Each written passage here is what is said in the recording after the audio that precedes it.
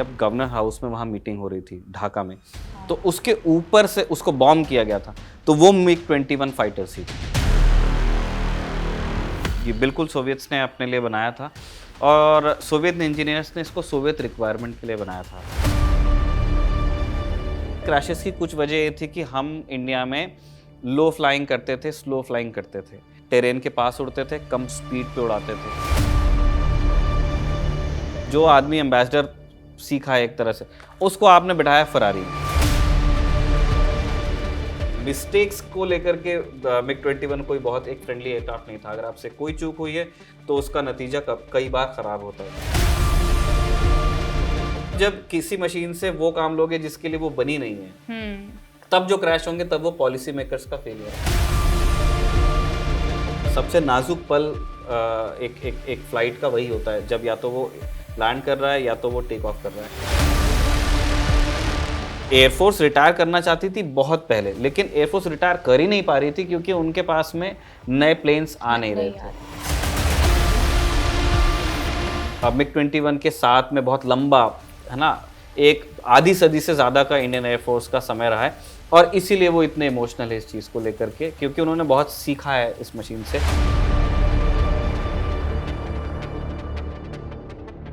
नमस्कार, मेरा नाम है रिया और मेरे साथ हैं निखिल। आप खबरगांव का डिफेंस से जुड़ा शो फौजी देख रहे हैं। आज के शो में चर्चा होगी मिग 21 पर। 62 साल तक इंडियन एयरफोर्स में सर्विस देने वाला ये फाइटर जेट अब रिटायर हो रहा है। 1965, 1971, 1999 करगिल वॉर, ये तीनों जंग में मिग 21 रहा है।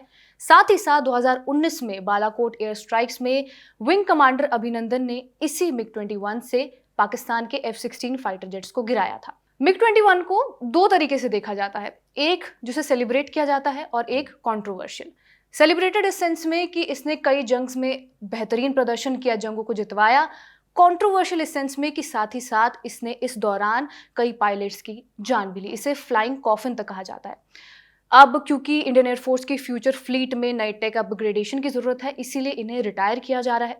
इनकी दो स्क्वाड्रन्स है फिलहाल इंडियन एयरफोर्स में, 23 स्क्वाड्रन जिन्हें पैंथर्स कहा जाता है और नंबर 3 जिन्हें कोबरास कहा जाता है। इन्हें रिप्लेस करने के लिए तेजस फाइटर जेट्स लाए जाएंगे। आज इसी मिग 21 की कहानी हम जानेंगे, कैसे ये भारत में आया, इसके रिलेटेड क्या क्या चैलेंजेस रहे और कैसे ये इतना वर्सेटाइल फाइटर जेट एक कंट्रोवर्शियल फाइटर जेट में भी तब्दील हो गया कुछ समय बाद। तो निखिल, सबसे पहले तो यही चीज कि सबसे widely manufactured fighter jet 11,500 unit और 850 इसमें से इंडियन एयरफोर्स ही चला रही है। और सोवियत्स ने इसे कोल्ड वॉर में उस मोटिव से बनाया था कि हमें एक लाइट वेट वर्सेटाइल वैसा कॉम्बैक्ट फाइटर जेट चाहिए जो फाइटर और इंटरसेप्टर मिशन दोनों कर सके, ठीक है। और फिर उन्होंने उसमें अपग्रेडेशन करके अलग अलग चीजें करके उसको twice the speed of light जो बोलते हैं उस स्पीड से ये उड़ता था, twice the speed of sound से ये उड़ता है। तो उधर तो कंडीशंस ये थी कि उन्हें ऐसा कॉम्बैक्ट एयर फाइटर जेट चाहिए था। यहाँ भी वॉर वाली सिचुएशन थी जिसकी वजह से इसे इंडिया में लाया गया था, इंडियन एयरफोर्स ने इसे परचेज किया था। इसकी कहानी क्या है? ये खूब कहा जाता है कि प्रोडक्शन रन सबसे लंबा मिग 21 का था। बाय यूजर्स बाय नंबर्स तो है ही, और F-16 से ही हम कंपेयर कर सकते हैं जो कि बाद में आया जेट और काफ़ी एडवांसमेंट्स लेके आया। अभी तक के वो भी सर्विस में है, लेकिन मिग 21 ने आप देखिए कितने अलग अलग थिएटर्स में उसको इस्तेमाल किया गया, कितने अलग अलग कंडीशंस में उसको इस्तेमाल किया गया, किस चीज़ के लिए डिज़ाइन किया गया था, किस चीज़ के लिए फिर उसको यूज़ किया गया। ग्लेशियर में ऑपरेशन मेघदूत तो वो सारी चीज़ें जब आप देखते हैं तो इसका भी जो फ्लाइट मोनोलॉग था वो मतलब बहुत ही रिच था। तो लेगेसी वाइज बिल्कुल वो एक वेल डिजर्व्ड एक सेंड ऑफ उसको मिलने वाला है। हम देख रहे हैं कि आज जो सेरेमनी चंडीगढ़ में हुई है वहाँ पे जो नंबर 23 स्क्वाड्रन है उसके जेट्स, उसके जो मिग 21s हैं वो नाल से आ गए हैं चंडीगढ़। उनकी ड्रेस रिहर्सल वगैरह पहले हो गई थी, एक फ्लाई पास में उन्होंने हिस्सा लिया और उसके बाद जो डिस्प्लेज होते हैं इस तरह की सेरेमनीज़ में, है ना, एक रेड का डिस्प्ले है, सूर्य किरण के डिस्प्ले हुए, तो इन सारी चीज़ों के साथ में सेरेमनी हुई। और इसके बाद कहते हैं कि स्क्वाड्रन की नंबर प्लेटिंग हो जाना मतलब वो पूरा ही रिटायर होता है। तो फिर आपके पायलट्स को दूसरे काम मिलते हैं, जो साथ में जो मेंटेनेंस क्रू होता है, हैंगर्स होते हैं, ये सारी फैसिलिटीज़ फिर फॉर गुड बंद कर दी जाती हैं। और फिर अगर जब ये स्क्वाड्रन री रेस किया जाएगा है ना, इसकी नंबर प्लेटिंग हो रही है और ये बता रहे हैं कि इनको तेजस मार्क 1 एज मिलेंगे। तो जब वो नंबर्स में आ जाएंगे तब ये स्क्वाड्रन आप ऐसे कह सकते हैं दोबारा रेस किया जाएगा और तब वो जेट उड़ाएंगे। आप कह रही थी कि हिंदुस्तान इसका आना कैसे हुआ। ये बिल्कुल सोवियत्स ने अपने लिए बनाया था और सोवियत इंजीनियर्स ने इसको सोवियत रिक्वायरमेंट के लिए बनाया था। उनको क्या करना था, ये कोल्ड वॉर के दौरान बना हुआ है, तो सोवियत लोगों को ये लगता था कि हमको उन्होंने मिसाइल्स बहुत अच्छी अच्छी बनाई थी और उनको खतरा महसूस होता था अमेरिकन फाइटर जेट्स से। एक सोवियत थॉट था कि लॉन्ग रेंज बॉम्बर्स आएंगे और वो न्यूक्लियर वेपन्स लेके आ सकते हैं और या कन्वेंशनल वेपन्स लेके आ सकते हैं, बहुत ऊंचे उड़ते हुए आ सकते हैं। तो ऐसे जहाज़ों को ट्रैक करने के लिए, ऐसे जहाज़ों का पीछा करने के लिए उन्होंने इंटरसेप्टर डिज़ाइन किया उस ज़माने में। तो उन्होंने दो चीज़ों का ध्यान रखा, एक उनके पास में स्पीड होनी चाहिए, है ना, कि जितना भी जेट हो, चलो बॉम्बर की जगह अगर वहाँ से कोई फाइटर जेट ही आता है तो उसका पीछा करने के लिए, तो इसीलिए फिर मार्क 2.1 था कि आवाज़ की गति से 2 गुना ये उड़ सकता था। और क्योंकि उनको अमेरिकन स्पाई प्लेन्स को भी वो इंटरसेप्ट करना चाहते थे, तो उन्होंने एक बहुत ऊंची सर्विस सीलिंग रखी उसके लिए कि ये बहुत ऊंचा भी उड़ सके, बहुत ऊंचा। मतलब जैसे इंडिया में भी 1980s तक के हमने भी वो ऑलमोस्ट जिसको कहते हैं एज ऑफ स्पेस, वहां तक के उड़ाए, 22 किलोमीटर की हाइट तक के उड़ाते थे। और इसीलिए जब हिंदुस्तान में पहली बार मिग 21 लाए गए तो उसके लिए मैं देख रहा था air chief marshal Tipnis appear हुए एक पॉडकास्ट पे, इंडियन एयरफोर्स ने उसको पब्लिश किया अपने चैनल पे। तो वो बता रहे थे कि यूरी गागरिन जो प्रेशर सूट पहन के स्पेस गए थे, जो हेलमेट लगा के गए थे, वैसा ही एग्जैक्टली टिपनिस तो उसमें कह रहे हैं कि एग्जैक्ट हम वो इक्विपमेंट पहन करके उड़ाते थे। बाद में फिर दूसरे प्रेशर सूट्स आए, लेकिन बहुत लंबे समय तक के इंडियन एयरफोर्स के पायलट्स ने उन्हीं वो स्पेस सूट कह लीजिए उसको, वो पहन के उड़ाते थे। तो बहुत ऊंचा उड़ने के लिए डिजाइन किया गया और बहुत तेज उड़ने के लिए डिजाइन किया गया, इसलिए आप देखेंगे बहुत उसकी वैसे बहुत पॉइंटी है। और पेंसिल भी बोलते हैं कई लोग, उसका पेंसिल का शेप है एकदम ताकि वो हवा को कट करते हुए आगे बढ़ सके। फ्रिक्शन को खत्म। और छोटा जेट है अपने साइज में, और आप देखेंगे कि जेट का बहुत बड़ा हिस्सा इंजन ही है। तो आप उसको ऐसे भी देख सकते हैं कि ये फाइटर जेट मतलब एक कैसा सीधे उड़ने वाला रॉकेट है। ऑलमोस्ट उसकी ज्यादातर जो स्पेस है उसके अंदर, फ्यूजलाज में ज्यादातर आपको इंजन ही है। पायलट को बहुत छोटी सी जगह मिली है, इंस्ट्रूमेंट्स को बहुत छोटी सी जगह मिली है। तो इन सारी खूबियों को इंक्लूड करते हुए मिग डिजाइन ब्यूरो जो था, उन लोगों ने इसको बनाया था जेट को। तो उनके वो काम का था, क्योंकि आप देखेंगे उनको यूरोप में मिशन उड़ाने थे, या जो एक बहुत बड़ी टेरिटरी है यूएसएसआर की उस टाइम पे, आज भी रूस बहुत बड़ा है, तो उनको उतने बड़े एरिया को कवर करना था। तो उन्होंने एक बहुत ऊंचा उड़ने वाला और बहुत तेज उड़ने वाला जेट बनाया उनकी ज़रूरत के हिसाब से। बिल्कुल सही। इंडिया में क्या हुआ कि देखिए अर्ली 60s में पाकिस्तान को F-104 दिए यूएस ने। और ये दूसरी बार था जब ऐसी कोई कटिंग एज टेक्नोलॉजी हिंदुस्तान से पहले पाकिस्तान को जा रही थी। जैसे सबमरीन्स के मामले में भी ये हुआ कि सबमरीन्स खैर बाद में आई, मतलब ये दूसरा मिसाल है। जो सबमरीन्स भी इंडियन सब कॉन्टिनेंट में पहले पाकिस्तान को गई, है ना, और उसके बाद इंडिया ने सबमरीन नाम पे काम किया। तो वैसे ही एक ये उदाहरण था कि पाकिस्तान के पास एक कटिंग एज टेक्नोलॉजी आ रही थी एयरफोर्स के पास में। तो F-104 जब उनके पास में आया और वो एक सुपरसोनिक फाइटर था, तो फिर इंडियन जो डिफेंस प्लानर्स थे उन्होंने सोचा कि एक सुपरसोनिक फाइटर को चेस करने के लिए एक सुपरसोनिक फाइटर ही होना चाहिए। और फिर यूएसएसआर से इसे खरीदा गया। तो उस टाइम पे हम उड़ाते थे जेट्स, लेकिन सुपरसोनिक जेट्स हमारे पास में नहीं थे। तो फिर 7 पायलट्स को सिलेक्ट करके भेजा गया यूएसएसआर ट्रेनिंग के लिए। उसमें से विंग कमांडर दिलबाग सिंह थे, जो बाद में इंडियन एयरफोर्स के चीफ ऑफ स्टाफ बने, एयर चीफ मार्शल बने। स्क्वाड्रन लीडर MST वॉलन थे, SK मेहरा थे, और फिर और पायलट्स थे, flight lieutenant AK Mukherjee, HS Gill, AK Sen, BD Jayal और डेंजिल कीलोर। इनकी जब ट्रेनिंग पूरी हो गई, सारा सौदा हो गया, तो बम्बई लाए थे नॉकडाउन किट्स में मिग 21, और बॉम्बे ला करके उनको जोड़ा गया। जो सोवियत पायलट्स थे उन्होंने उनकी टेस्ट फ्लाइट्स ली कि ये जेट बराबर असेंबल हुआ है नहीं।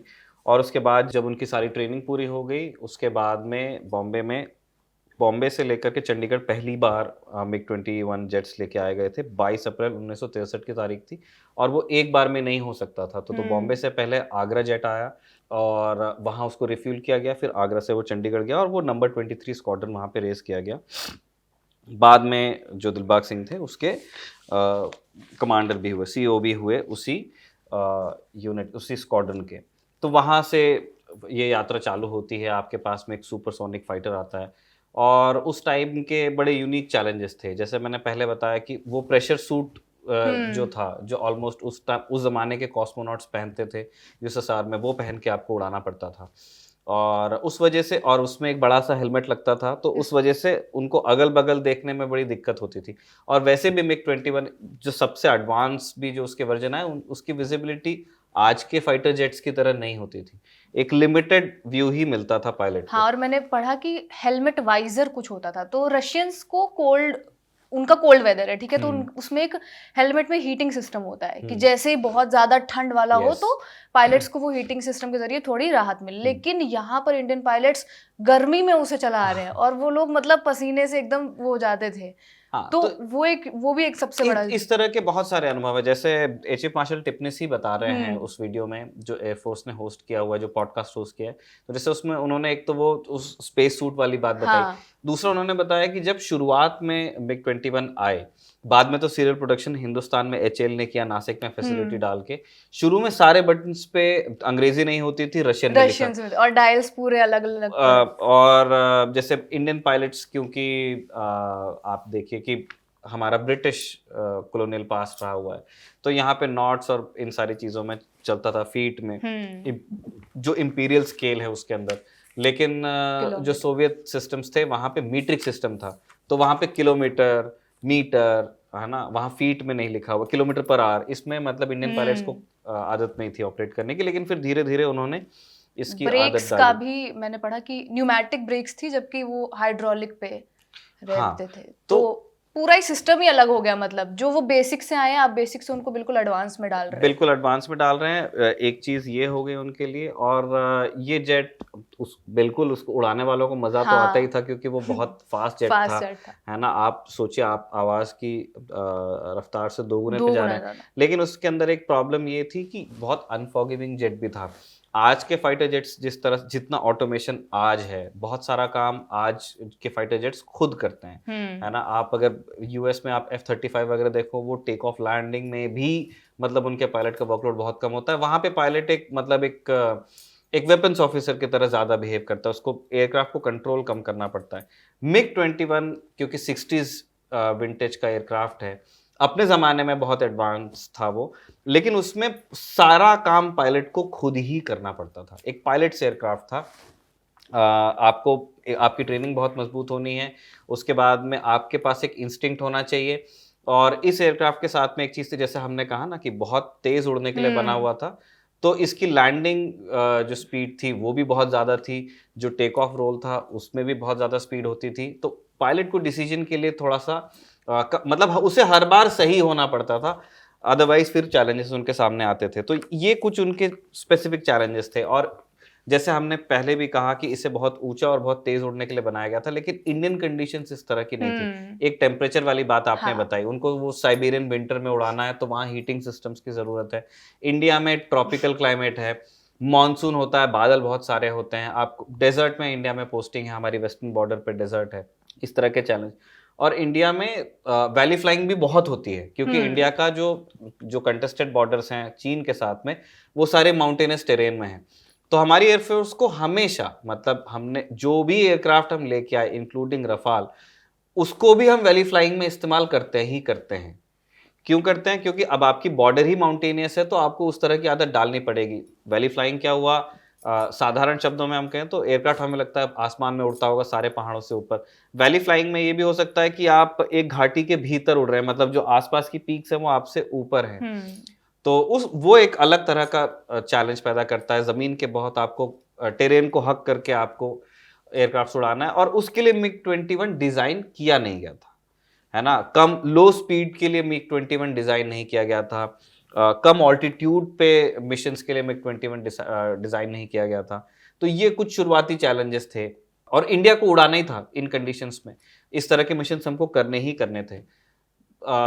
इंडियन एयरफोर्स ने इसको एक रेकी एयरक्राफ्ट की तरह भी यूज़ किया। इसके नीचे कैमरा माउंट करके हमने वो वाले मिशंस भी उड़ाए जिसमें हम दुश्मन की जानकारी, पिक्चर्स, फोटोग्राफ्स, है ना, फिल्म पे लेके आते थे उस टाइम पे। 1971 में ये खूब काम हुआ, इसके लिए वीर चक्र भी दिया गया था। तो इस तरह के मतलब जो इनोवेटिव यूजेस थे वो हमने मिग 21, मतलब हमने वो इंटरसेप्टर वाला काम तो उससे उतना नहीं लिया, हमने एक ऑलमोस्ट मल्टी रोल एयरक्राफ्ट की तरह इसको इस्तेमाल किया। तो उसमें बहुत सारा स्किल थी, बहुत सारा जुगाड़ था, है ना। ट्रेनिंग मैनुअल के साथ में था कि ट्रेनिंग मैनुअल रशियन में लिखे हुए थे इसके। तो अब इंडियन पायलट्स के लिए या जो इंडियन मेंटेनेंस क्रूज हैं उनका क्या होगा, तो उनके लिए रशियन का अनुवाद करवाया गया इंग्लिश में, लेकिन अब वो ट्रांसलेशन कोई बहुत अच्छा नहीं था। और कहते थे कि रशियंस उतने फ्रेंडली भी नहीं थे उतने उस टाइम पर जितना अभी हाँ, यहाँ। वो धीरे धीरे ट्रस्ट बिल्ड हो हाँ। रहा है। तो अब रशियन से इंग्लिश में वो ट्रांसलेशन हुआ है और वो खराब ट्रांसलेशन हुआ। किसी अच्छे ट्रांसलेशन के साथ भी ये होगा कि आप मिलिट्री एविएशन की बात कर रहे हो, कटिंग एज टेक्नोलॉजी को हैंडल करने की बात कर रहे हो, अच्छे ट्रांसलेशन में भी कोई दिक्कत आ सकती है। जब हम कह रहे हैं कि खराब ट्रांसलेशन था, वो एक और चैलेंज की, लेकिन इन सारे चैलेंजेस को हमने धीरे धीरे धीरे धीरे एयरफोर्स ने आत्मसात किया, जीते, और फिर उसके बाद में आप देखते हैं कि आज तक हम उनको उड़ा रहे थे। आज आखिरी दिन है, हमने 874 मिग 21 इंडक्ट किए, अलग अलग इसके वर्जन्स के।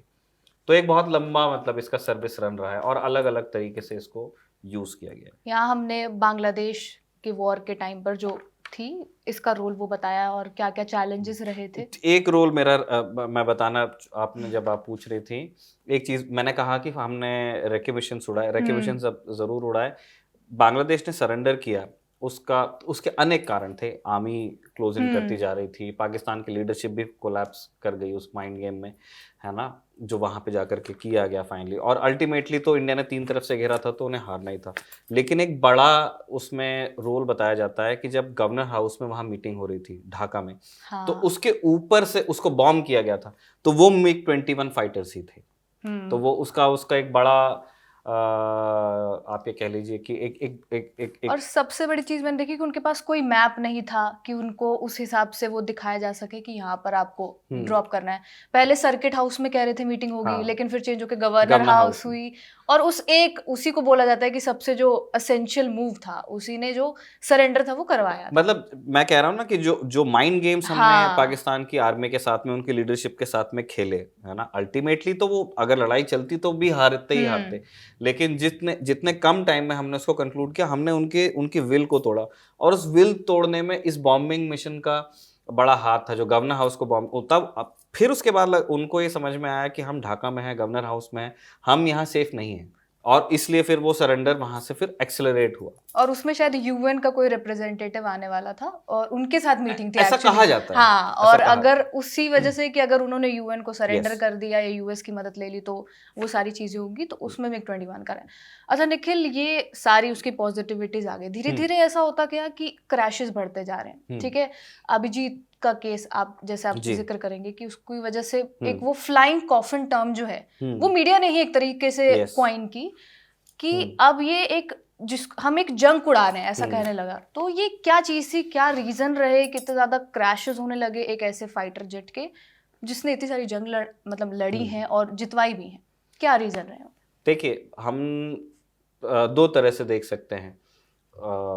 एक और ये भी है कि लोगों की अपनी एक पोजीशन है, जैसे जो मिग 21 को पसंद करने वालों पायलट्स का, और जो डिफेंस स्पीड को कवर करने वाले लोग हैं, जिसमें जो बहुत पसंद करते हैं इस मशीन को, उन लोगों को ले लीजिए, है ना। तो जो नॉस्टैल्जिया की पोजीशन से आते हैं, आप उनसे पूछेंगे तो फिर वो आपसे कहेंगे कि नहीं नहीं नहीं नहीं, ये सब बकवास है, ऐसा कभी नहीं हुआ था, जैसे बाकी जेट्स क्रैश होते थे वैसे होता था। जो दूसरा पक्ष है, जो मानता है कि इतने लंबे समय तक हमें जेट उड़ाना नहीं चाहिए था, हमने अलग रोल्स में उसको इस्तेमाल किया, या कुछ सिस्टमिक इश्यूज रहे, वो ये मानते हैं कि नहीं, बहुत सारे क्रैशेस हुए थे। मेरा मानना है कि सच इन दोनों के बीच में कहीं है। जहाँ तक कि फ्लाइंग कॉफिन वाली बात है, आप उसको डेटा से जब कंपेयर करने जाएंगे, तो अभी हिंदुस्तान में, अभी 2025 में जब हम बात कर रहे हैं, तो जो सबसे नोटेड एविएशन हिस्टोरियंस हैं उनमें से एक हैं अचिंत गुप्ता। उनको चीफ ऑफ एयर स्टाफ का कमेंडेशन में मिल चुका है। एविएशन हिस्ट्री पे बहुत बढ़िया उनका काम है। तो उन्होंने सोशल मीडिया पे भी चीज़ें डाली हैं, और उनकी ifhistory.in नाम से एक वेबसाइट भी है, उसको हमने रेफ़र किया। तो और अचिंत एक मतलब निर्विवाद रूप से मतलब उनको कोई भी साइड अचिंत के बारे में ये नहीं कहता है कि ये आदमी इधर या इधर है। तो अचिंत ने क्या किया, अचिंत ने एक कैलकुलेशन लगाने की कोशिश की है कि हमने 62 साल यूज किया और 950 जेट्स हमने इंडक्ट किए, तो रफली ये कितने फ्लाइंग आवर्स इनके रहे होंगे। और उसके बाद उन्होंने एक मीट्रिक निकाला कि कितने फ्लाइंग आवर्स पे कितने क्रैशेस मिलते हैं। तो वो कैलकुलेशन जाकर के आप अचिंत के सोशल मीडिया पे मैं उनका जो जहां वो कैलकुलेशन है मैं इस वीडियो के डिस्क्रिप्शन में भी डाल दूंगा। तो उन्होंने ये लगाया है कि हमने 14.85 लाख आवर्स इंडियन एयरफोर्स ने मिग 21 पे उड़ाए हैं। तो ये बहुत बड़ी सर्विस हिस्ट्री है। और इसके अंदर वो कहते हैं कि मिग 21 के कंटेम्प्रेरी आप जेट्स को देखोगे, उनका परफॉर्मेंस आप देखोगे, तो मिग 21 से बहुत अच्छा या बहुत मतलब कंपेरेबल है। वो ये कहते हैं कि आपने क्योंकि यूज बहुत लंबे समय तक के किया, बहुत सारे नंबर्स आपने इस्तेमाल किए, इसलिए मिग 21 के नंबर ऑफ क्रैशेस आपको मिलते हैं। कुछ नुआंसेस ऐसे हैं जिनको हमको समझना चाहिए मिग 21 के जब हम क्रैशेस की बात करते हैं तब। पहली चीज मैंने जो आपको बताई थी कि मिग 21 को इंडिया ने अडेप्ट किया for the roles it was not design for. ठीक है, आपने एक इंटरसेप्टर को, एक फाइटर एयरक्राफ्ट को आपने अलग अलग रूल्स में, आपने रेकी एयरक्राफ्ट की तरह भी यूज किया, आपने उससे वैली फ्लाइंग भी करवा ली, है ना। आपने ग्राउंड अटैक के लिए उसमें हमने बाद में कैनन्स भी यूज की, है ना। 71 में कैनन्स वगैरह का खूब इस्तेमाल हुआ। इनफैक्ट इंडियन एयरफोर्स के फीडबैक के आधार पे भी मिग 21 में बहुत सारे चेंजेस हुए हैं, है ना, उसके तमाम अलग अलग वेरिएंट्स में। तो ये सारी चीजें हैं। तो कुछ अडेप्टेशन के वक्त में कुछ क्रैशेस थे, जैसे जो पहला क्रैश है वो 1963 में ही आ गया था। तो वो क्रैश कैसे हुआ था, इसीलिए मैंने आपको उन पायलट्स के नाम बताए थे जिन्होंने सबसे पहले उड़ाया। हाँ, तो उसमें हुआ ये था, मेरे नोट्स कहाँ गए, उसमें ये हुआ कि स्क्वाड्रन लीडर MSD वॉलन थे और फ्लाइट लेफ्टिनेंट AK मुखर्जी थे। इन दोनों के बीच में ये फ्लाई पास का रिहर्सल हो रहा था और इन दोनों के बीच में एक मिड एयर कोलिजन हुआ था। वो पहला क्रैश है मिग 21 का IF के हिस्ट्री में। कैसे हुआ था और क्यों हुआ था, आप याद कीजिए, हमने आपको बताया कि उनको स्पेस सूट पहन के उड़ाना पड़ता था और उसमें वो पायलट को अपना चेहरा मूव करने में बहुत मुश्किल होती थी। एरिया कम दिख रहा है उसको आगे, वैसे ही आपका वैसे ही बहुत आपको कम दिख रहा है और उसमें भी आप गर्दन अपनी हिला कम पा रहे हो।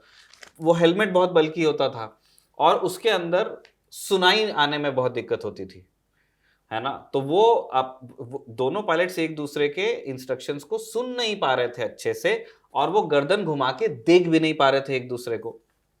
तो ये हुआ कि फ्लाइट लेफ्टिनेंट AK मुखर्जी जो थे वो स्क्वाड्रन लीडर वॉलन के इंस्ट्रक्शंस को सुन नहीं पाए और उस वजह से वो क्रैश हुआ था। तो ये पहले क्रैश की कहानी हुई। तो मैंने इसमें तो एक आपको फॉर्चुनेटली वो दोनों बच गए थे और बाद में जो वॉलन थे वो 1965 वॉर में लड़े भी, है ना। वो अपने स्क्वाड्रन के CO भी बने, डाका बॉम्बिंग्स में भी थे, है ना। इनका करियर बहुत आगे गया। मैं बता रहा हूँ कि क्रैशेस किस किस तरह के हुए। तो पहला क्रैश तो ऐसा हुआ कि आप एयरक्राफ्ट उड़ा रहे हो, एक फाइटर एयरक्राफ्ट उड़ाना पड़ रहा है आपको एक स्पेस सूट पहन के, है ना। एक तरह की अड़चन वो थी। फिर क्रैशेस की कुछ वजह ये थी कि हम इंडिया में लो फ्लाइंग करते थे, स्लो फ्लाइंग करते थे, है ना। टेरेन के पास उड़ते थे, कम स्पीड पे उड़ाते थे। फिर इंडिया के जो एयर बेसेस हैं वो कुछ तो चलिए ऐसे हैं जो पॉपुलेशन के बाहर हैं, लेकिन बहुत सारे जो एयरफोर्स स्टेशंस हैं वो बिल्कुल थिक जो बसाहट है उसके बीच में बसे हुए हैं। तो बहुत सारा आसपास में बिल्डिंग्स हैं, है ना। लोग खाना वाना डालते हैं तो पक्षी बहुत होते हैं, है ना। डेब्री इंजेक्शन जिसको बोलते हैं वो हो सकता है ना। कोई चिड़िया उसमें इंजन इनटेक में घुस सकती है। ये सारी वजह आई। एक बहुत ज़्यादा बड़ी वजह जो थी जिसमें मिग 21 की कोई गलती नहीं थी, वो ये थी कि देखिए फाइटर ट्रेनिंग कैसे होती है। फाइटर ट्रेनिंग के लिए अलग अलग ये है, आप सीधे किसी पायलट को सुपरसोनिक जेट में नहीं बैठाते हो, पहले बेसिक ट्रेनर से, है ना। तो बेसिक ट्रेनर में एक पिस्टन इंजन पे उड़ाया जाता है। जैसे हिंदुस्तान में आज HPT 32 दीपक यूज़ होता है, पिलाटस अब यूज़ हो रहे हैं, ज़्यादा नंबर में पिलाटस यूज़ होते हैं। फिर इंटरमीडिएट जेट ट्रेनर्स होते हैं, है ना। इंटरमीडिएट जेट ट्रेनर्स में आपको वो एक जेट एयरक्राफ्ट है लेकिन छोटा है ना। जैसे हमारे यहाँ किरण है, जो सूर्य किरण एक्रोबैट्स आज देखे गए, है ना, वो एक इंटरमीडिएट ट्रेनर ही है। फिर उसके बाद आते हैं advance jet trainers, advance jet trainers होते हैं, जैसे इंडिया में अब हॉक यूज होता है हाँ, नाम बहुत। से। तो एडवांस जेट ट्रेनर्स में फिर जैसे नाम से आपको पता चल रहा है कि आपने पहले एक प्रॉपेलर एयरक्राफ्ट में आपने फ्लाइंग की, फिर आपने एक छोटे जेट पे फ्लाइंग की, फिर आपने एक इंटरमीडिएट जेट पे फ्लाइंग की, और फिर उसके बाद आप एक प्रॉपर फाइटर एयरक्राफ्ट में बैठते थे, है ना। कुछ जगह लीडिंग फाइटर्स पे ट्रेनिंग होती है। तो आप ये ऐसे 3 स्टेजेस पे ट्रेनिंग आपकी हो चुकी है, उसके बाद आप फाइनली बैठते थे मिग 21 के कॉकपिट में। ऐसा होना चाहिए था टेक्निकली, लेकिन 1980s के आसपास से आप देखेंगे, लेट 70s से लेकर के और फिर 1990s में तो वो चीज़ बहुत आगे गई। फिर वो उसमें दिक्कत ये आ गई कि हमारे पास में जो वैम्पायर्स हमारे थे, एडवांस जेट ट्रेनर्स थे, वो रिटायर कर गए, और उसकी जगह हम दूसरे एडवांस जेट ट्रेनर्स लाने में हमने मतलब 86 में ट्रायल हुआ ब्रिटेन में, और 2008 में जाके इंडक्शन हुआ। तो इस बीच का जो मतलब आपका आप लगा लीजिए ये जो 22 साल का जो टाइम है, इसके अंदर एक बहुत लंबा टाइम था, पूरे 22 साल तो नहीं, लेकिन 22 साल का एक बड़ा हिस्सा ऐसा था कि हम एक इंटरमीडिएट जेट ट्रेनर, मतलब जो किरण एयरक्राफ्ट है, किरण एयरक्राफ्ट से हमारे पायलट सीधे मिग 21 में बैठते थे। अब इससे हो क्या रहा है, किरण एयरक्राफ्ट का जो हायर मतलब जो हाईएस्ट उसकी स्पीड है, मिग 21 के लोएस्ट स्पीड से कम है ना। क्योंकि वो ऑब्वियस ये एक सुपरसोनिक फाइटर है, वो एक इंटरमीडिएट ट्रेनर है, उनके बीच में कोई तुलना नहीं है। ग्रेविटी पुल भी बहुत ज्यादा है। बहुत मतलब वो सारे फ्लाइंग उसके कैरेक्टरिस्टिक्स बदल जाते हैं। मतलब हाँ। स्पीड तो मैंने एक चीज आपको बताई कि क्योंकि वो लोगों को सुनने में शायद ज्यादा समझ में आए, तो इसकी जो लोएस्ट स्पीड है, मतलब जिसके बाद ये स्टॉल कर जाएगा, वो उसकी हाईएस्ट स्पीड से ज्यादा है। और आपने किसी एडवांस जेट ट्रेनर पे आपकी ट्रेनिंग हुई नहीं है, तो एक आप ऐसा समझ लीजिए कि जो आदमी एम्बेसडर सीखा है एक तरह से, उसको आपने बिठाया फरारी में। तो बहुत ट्रेनिंग होती थी, है ना, बहुत सारा इंस्टिंक्ट लेकर के पायलट्स जाते थे। लेकिन एक रुकी पायलट जो है ना, रुकी मैं एज से नहीं कह रहा हूँ, बाय ट्रेनिंग जो रुकी है, उसके लिए वो पूरा जो उन्होंने सिलेबस पढ़ा है क्लासरूम में, जितना उन्होंने पिछले ट्रेनर्स के ऊपर ट्रेनिंग की है, वो उसके बाद फिर उनके ऊपर वो प्रेशर है कि भाई मुझे अभी एक नए जेट पे उड़ना है, और फिर आप एक एकदम अनफॉरगिविंग मशीन में आपको बिठा दिया गया है। मैंने कहा ना वो एक पायलट से एयरक्राफ्ट था कि वो सारे काम आपको उसमें खुद ही करने पड़ते थे, और आपको हर बार सही अगर आपसे कोई मिस्टेक्स को लेकर के मिग 21 कोई बहुत एक फ्रेंडली एयरक्राफ्ट नहीं था, अगर आपसे कोई चूक हुई है तो उसका नतीजा कई बार खराब होता था। तो इस वजह से, क्योंकि हम क्या कर रहे थे, हम एक एक प्रॉपर फाइटर एयरक्राफ्ट, एक जो सोवियत इंटरसेप्टर था, है ना, हम उसको ट्रेनर की तरह इस्तेमाल करने लगे। स्पेशली 1990s में और अर्ली 2000s में, जब ये फ्लाइंग कॉफिंग वाला जब शब्द मीडिया में आया ना, तब एग्जैक्टली ये हो रहा था। तो ये दोष सीधे सीधे मिग 21 का नहीं है। हुआ क्या है, एयरफोर्स के वो प्लानर्स को आप ब्लेम कीजिए, मिनिस्ट्री ऑफ डिफेंस को, गवर्नमेंट ऑफ इंडिया को, कि उन्होंने एडवांस जेट ट्रेनर्स लाने में इतना टाइम लगा दिया कि हमारे पायलट्स को सीधे सीधे फाइटर जेट्स में ही उनको ट्रेनिंग करनी पड़ी। और उस वजह से एक बहुत बड़ी संख्या, वो बहुत सारे ट्रेनिंग मिशंस हैं, कुछ जेट्स तो चलिए ऑपरेशंस में आपने खोए, है ना, जैसे स्क्वाड्रन लीडर आहूजा का जेट था, वो उन्होंने जो फ्लाइट लेफ्टिनेंट नचिकेता थे, उनका प्लेन क्रैश हुआ, उन्होंने इजेक्ट किया, ये कारगिल की लड़ाई के दौरान बता रहा हूं मैं, और स्क्वाड्रन लीडर आहूजा मिग 21 में थे, तो वो उनको उनकी पोजीशन लेने के लिए उनके पीछे गए कि वो एग्जैक्ट उसको रिले कर सके बेस पे, ताकि फ्लाइट लेफ्टिनेंट नचिकेता की जान बच सके, और उसमें उन्होंने एक स्टिंगर का हिट लिया, वो प्लेन क्रैश कर गया। ये एक ऑपरेशनल लॉस था, जिसको कहीं ना कहीं हम मतलब मानते हैं कि हाँ, अगर लड़ाई में हम लोग अपनी मशीन्स लेके जाएंगे तो उसमें कोई ना कोई जेट गिरेगा, हाँ। है ना, इस चीज के लिए हम तैयार हैं और इस चीज को अकाउंट में लिया जाता है। लेकिन आप जब किसी मशीन से वो काम लोगे जिसके लिए वो बनी नहीं है, तब जो क्रैश होंगे, तब वो पॉलिसी मेकर्स का फेलियर है। बहुत सारे क्रैशेस उसी दौरान के हुए। मतलब टेक्निकली जेट फेल नहीं हुआ, ट्रेनिंग फेल हो गई हमारी यहाँ पर। हम गलत तरीके से इस्तेमाल ही कर रहे थे। हाँ। मैं बता रहा हूँ ना, एम्बेसडर चलाने वाले को अब उसको 2-3 चीजें तो पता कि हाँ भाई, क्लच, गियर, ब्रेक, ठीक है, वो फरारी में भी होता होगा, लेकिन वो वैसे बिहेव नहीं करता है ना। फरारी में स्टीयरिंग के पास है, तो वो उस जिस चीज को चलाने की आपको आदत ही नहीं है, मैं आपको कितनी भी ट्रेनिंग दे दूं।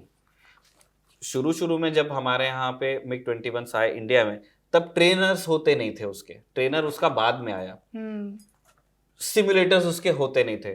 तो एयर मार्शल टिफनेस बताते हैं अपने उस पॉडकास्ट में कि एक हंटर जेट को उड़ा करके एक सर्किट उनको दिखाते थे, और उसके बाद में वो और बाकी आपने क्लासरूम का जो सिलेबस है वो सब आपने मगअप किया और फिर आप बैठते थे मिग 21 में। तो आपने जो हंटर का सर्किट देखा, इन सारे पायलट्स ने हंटर उड़ाए हुए हैं, उनके लिए मतलब वो कोई मसल मेमोरी उनके पास में नहीं थी, उनको बस अपनी पूरी ट्रेनिंग पे, अपने इंस्टिंक्ट पे ध्यान रखना था और किसी तरह से फिर वो चीज पूरी और करते थे। कॉकपिट भी उतना कॉन्फिडेंस नहीं दे रहा, सब कुछ बदला हुआ है, रशियन हाँ। डायल्स हैं, आपका हेलमेट वैसा, आपका सूट वैसा है, तो पूरी कंडीशंस ही मतलब आपके उलट उलट ही जा रही हैं एक तरीके तो आप से। सोचिए जो air marshal Tipnis, air chief marshal Tipnis जो अर्ली 60s के बारे में कह रहे हैं, 1963, 64, 65, उस समय के बारे में जो चीज वो बता रहे हैं, वो चीज 1990 में भी हो रही है, 1995 में हो रही है, 1998 में हो रही है। क्यों? क्योंकि आपके पास एक एडवांस ट्रेनर था ही नहीं।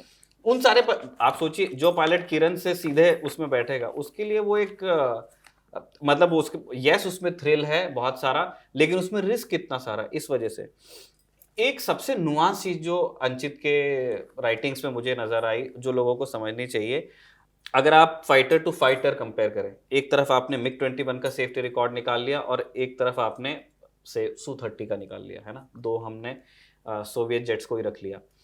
एक सू-30 की सॉटी या एक मिराज 2000 की सॉटी रफली 2 घंटे के आसपास की होती है ना, एवरेज बता रहे हैं, उससे कम भी होता है, उससे ज्यादा भी होता है, लेकिन उन्होंने कहा एवरेज इतना आता है।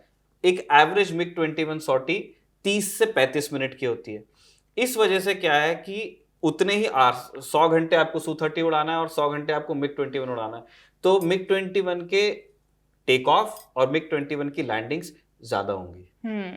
क्यों? क्योंकि वो 4 गुना उनको उतरना है और 4 गुना उनको टेक ऑफ करना है, 4 गुना उनको लैंड करना है।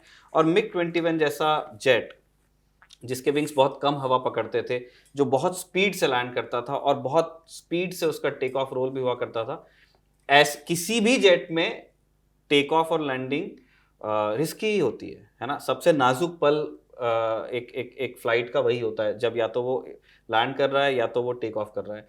मिग 21 में ज्यादा बार भी हो रहा है और उस एयरक्राफ्ट के अपने चरित्र की वजह से वो ज्यादा रिस्की भी था।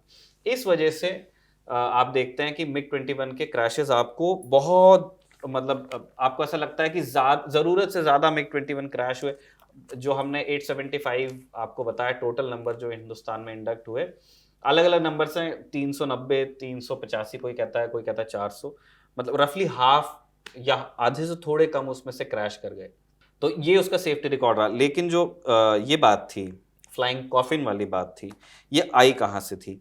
फ्लाइट लेफ्टिनेंट अभिजीत गाडगिल का क्रैश हुआ था 2001 में, और वो इस दुनिया में नहीं रहे, है ना, शहीद हो गए। उसके बाद उनकी माताजी कविता गाडगिल ने स्ट्रक्चरल चेंजेस के लिए एयरफोर्स को प्रेशराइज करना चालू किया, कैंपेन किया, सालों साल प्राइम मिनिस्टर से मुलाकात हुई उनकी, प्रेसिडेंट से मुलाकात हुई उनकी, और उन्होंने एक सस्टेन कैंपेन 4-5 साल उन्होंने लगाए अपने जीवन के इसमें, और फाइनली फिर एयरफोर्स को भी और गवर्नमेंट को भी एक मिया कल्पा कि हाँ भाई हमसे कोई चूक हुई है, कोई सिस्टमिक इश्यूज है। क्योंकि पहले क्या था, एक कल्चर डेवलप हो गया था कि कुछ भी हुआ उसको पायलट एरर बोल के निपटा दो। अब पायलट एरर, और उसको भी मतलब बहुत नफासत से किया जाता था। इंडियन एयरफोर्स में परंपरा रही है कि पायलट को सीधे सीधे ब्लेम नहीं किया जाता, लेकिन जब बाद में फिर रिपोर्ट्स आती हैं तो उसमें जैसे ह्यूमन एरर एयर क्रू होता है और ह्यूमन एरर ग्राउंड क्रू, मतलब उसमें बाद की रिपोर्ट्स में वो चीज आती है कि ये क्यों हुआ होगा, चाहे पायलट को स्क्वेयरली ब्लेम न किया जाए। तो आपने घुमा के तो बात बोल ही दी। अब इसमें दिक्कत क्या है कि जिस व्यक्ति के बारे में आप बात कर रहे हैं, जिस ह्यूमन एरर की बात कर रहे हैं, वो ह्यूमन इस दुनिया में नहीं है, वो बताएगा कैसे कि मेरे साथ क्या हुआ था। ये भी ऐसा हो सकता है कि जो ह्यूमन एरर हुआ है ना, बहुत सारे यंग पायलट्स के साथ में हिंदुस्तान में वो हुआ, वो एक सिस्टमिक इशू की वजह से उनमें, मतलब वो डिसीजन मेकिंग जब भी उन्होंने उस कॉकपिट में बैठ के की होगी, उनकी ट्रेनिंग में ही वो चीज़ नहीं थी या गलत तरीके से थी। तो कविता गाडगिल का एक कैंपेन चला, एयरफोर्स ने उस चीज़ को माना, एक्सेलरेट किया गया हॉक्स के इंडक्शन को, और फाइनली आज एडवांस जेट ट्रेनर्स हैं। तो उसमें अगर पॉलिसी प्लानर्स का हाथ है, सरकार का हाथ है, तो उसमें कविता गाडगिल का भी हाथ है। एक चीज जो हमको ध्यान रखनी चाहिए, कविता गाडगिल जिन्होंने अपना बेटा खोया देश के लिए, और उनकी मृत्यु एक मिग 21 के क्रैश में हुई थी, उन्होंने ये कहा था कि ये फ्लाइंग कॉफिन वाली भाषा से वो सहमत नहीं है, वो नहीं मानती कि मिग 21 फ्लाइंग कॉफिन था।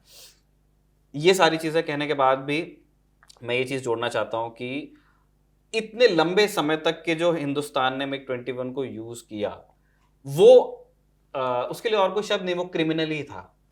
इतने लंबे, मतलब मुझे नहीं लगता कि हम कोई भी इक्विपमेंट 60s विंटेज का, फोन हम 3 साल में बदलते हैं, गाड़ी 8 साल में बदलते हैं, है ना, घर भी हम 15 अच्छा, इसी 20 में साल में बदल मुझे देते एक पॉइंट याद आया कि हाँ। हम लोग स्पेयर पार्ट्स के लिए इजराइल, वेस्टर्न नेशंस पे ज्यादा डिपेंड हो रहे थे इसी के स्पेयर पार्ट्स के लिए। तो मैंने पढ़ा है कि रशिया ने वार्न किया था कि इस सेंस में, स्पेयर पार्ट्स के सेंस में हम कोई वो नहीं लेते गारंटी, क्योंकि आप दूसरी कंट्री से ले रहे हो।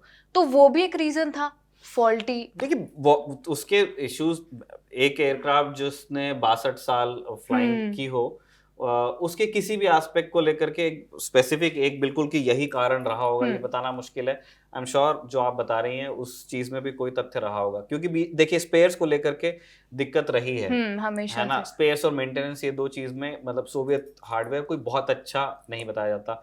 ये बात और है कि जो मिग 21 पायलट्स हैं वो बहुत पसंद करते हैं, ग्राउंड क्रू वाले उनको बहुत पसंद करते हैं।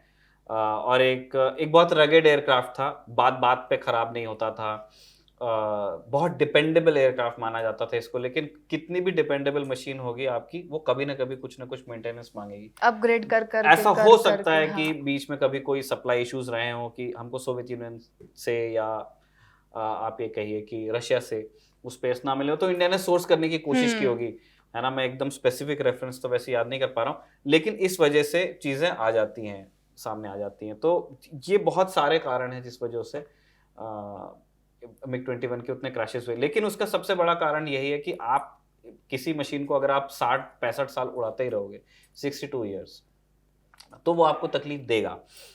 कई लोग ये कहते हैं कि नहीं, जो अब 2025 में जो जेट्स उड़ रहे हैं वो 1963 में नहीं आए थे, है ना, 1985 तक प्रोडक्शन हुआ है, और बहुत सारे जेट्स का प्रोडक्शन यहाँ नासिक में हुआ, हिंदुस्तान में। तो आप उस हिसाब से भी देख लीजिए कि 85 और बहुत सारे उसके अंदर अपग्रेड्स आए, बिस आया, बाइसन आया, ये सारे अपग्रेड्स थे या वर्जन्स थे, एडवांस वर्जन्स थे। लेकिन फिर भी आप एक जो मेन एयर फ्रेम है, जिस टेक्नोलॉजी पे आप काम कर रहे हो, उसकी रूट्स तो 60s की ही हैं। तो उस अपग्रेड करने की या एडवांस वर्जन लाने की एक जो आखिरी लिमिट है ना, उसको हिंदुस्तान ने बहुत ब्रीच किया, और हम बहुत पहले इसको रिटायर करना चाहते थे। हमको ये पता होना चाहिए कि LCA Tejas was a MiG 21 replacement, है ना। तो हमने जब 80s में कल्पना की थी तेजस की, तो हमने या तब उसको सिर्फ LCA कहा जाता था, तब हम मिग 21 रिप्लेसमेंट उसको मानते थे।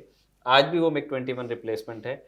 तेजस आज भी अपने फुल फोर्स में है ना, जो मार्क 1 एस के हम स्क्वाड्रन एक्सपेक्ट कर रहे हैं, इनको वही मिलेंगे। जो अभी 2 स्क्वाड्रन से मिग 21 जा रहा है, इनको मार्क 1 एस ही आने हैं। मार्क 1 एस की डिलीवरी अभी इस साल के एंड में बता रहे हैं, जो इस साल फेब से शुरू हो जानी चाहिए थी।